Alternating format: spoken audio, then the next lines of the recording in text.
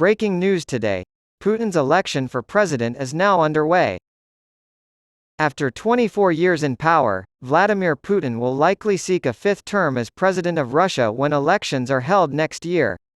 The campaign for president is heating up quickly.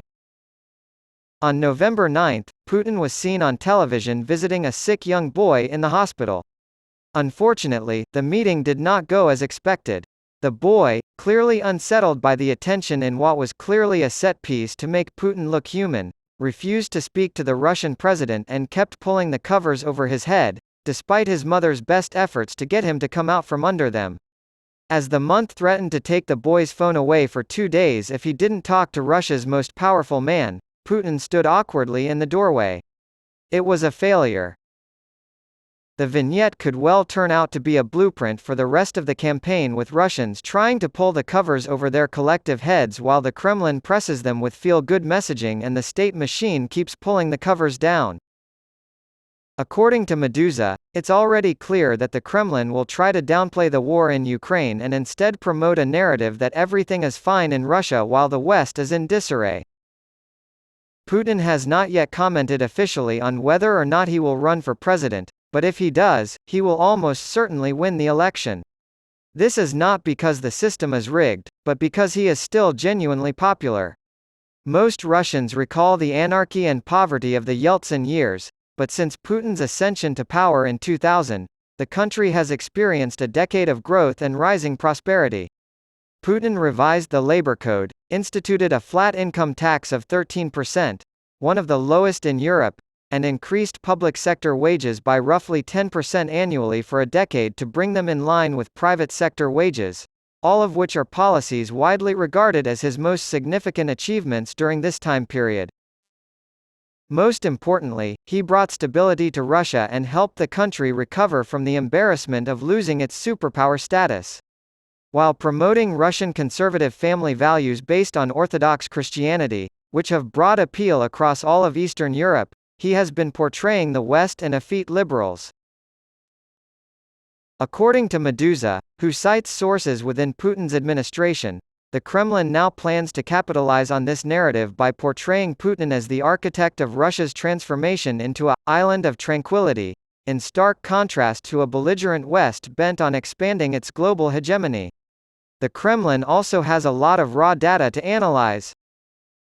According to Meduza's sources, Russia's leaders believe there is a significant demand among voters for criticism of the collective West.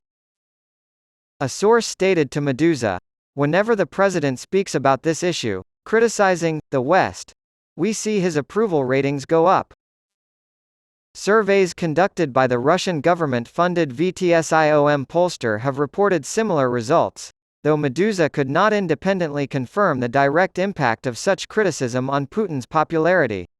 For instance, in a recent survey, VTSIOM found that approximately 80% of survey respondents expressed a positive view of Putin's work in early November. This is a 3% increase from the month before the October 7 outbreak of the Israeli war, which Putin blamed on the West. However, Putin's popularity in Russia has risen from the mid-60s before the war to the high 80s after Russia invaded and occupied Ukraine. Putin's rhetoric of a NATO enemy at our gate has been well received in Ukraine, which receives nearly all of its imports from other NATO countries. Putin would almost certainly win a comfortable majority if presidential elections in Russia were free and fair, which is ironic given the current situation. The Siloviki, a power security services faction led by the Federal Security Service, FSB, are Putin's constituency, not the people, whom the Kremlin has always regarded as sheep since the Tsarist era. Putin's authority rests on the confidence of his subjects that he is in control and will not be challenged. According to Meduza, a source with ties to the Putin administration has said that, as the election approaches, Russian propaganda outlets will intensify their coverage of the difficulties faced by Western countries.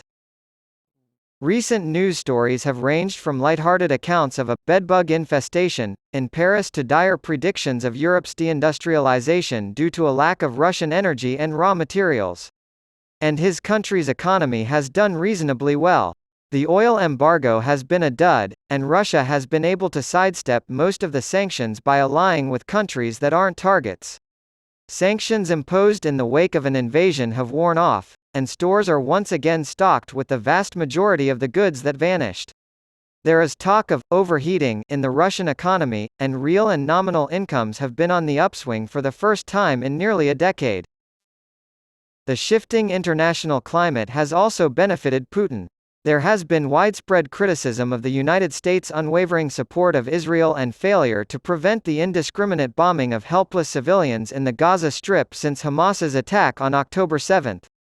This has further isolated the United States from many in the global South, who were already uneasy with the international sanctions regime on Russia. For the Kremlin, the entire incident has been a PR bonanza. Ukrainian President Volodymyr Zelensky's increasing isolation due to the slow progress of the counteroffensive is another PR gift for the Kremlin, adding to the already pervasive Ukraine fatigue. Russia's official media has enthusiastically embraced a recent spate of articles suggesting that Zelensky's high command is increasingly divided and the war in Ukraine has stalled. The US is about to collapse from the fact that it's going to have to support not just Ukraine but Israel as well. The source summed up the central narrative that Russian propaganda seeks to promote about them. Their end is inevitable. The official media will report that Russia looks pretty good against the backdrop of the general chaos in the world, despite the many sanctions that have been imposed upon it.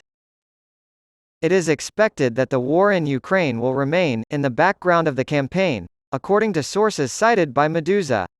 While the likelihood of a black swan event resulting from Ukraine's counteroffensive is now extremely low, making the conflict in Ukraine an election issue would require a significant military victory on the battlefield.